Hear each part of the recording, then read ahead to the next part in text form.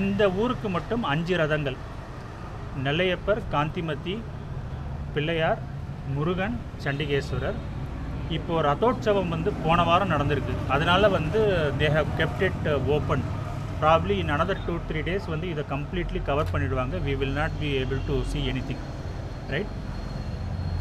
இந்த மெயின் ரதம் மட்டும் 45,000 kg 1505 டு 520 இயர்ஸ்க்கு முன்னாடி ஸ்டார்ட் பண்ணது. இது வரைக்கும் ஒரு வருஷமும் தவறாமல் ரெகுலராக வந்து தேரோட்டம் நடந்துக்கிட்டே இருக்குது. 1947 நம்ம நாடு சுதந்திரம் அடைஞ்சதுக்கப்புறம் இந்த ரதத்துக்கு மேலே வந்து நம்மளுடைய தேசிய கொடியை பறக்க விட்டாங்க.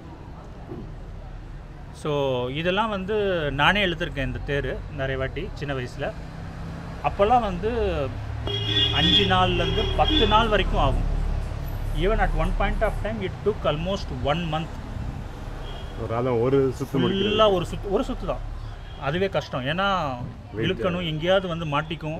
ஒரு சுத்துக்கு 1 மாசமா? ஒரு சுற்று தான். ஆமாம், அதுக்கு மேலே சுற்ற முடியாது. என்ன 4 இதை நீங்கள் சுற்றி பாருங்கள் தெரியும்.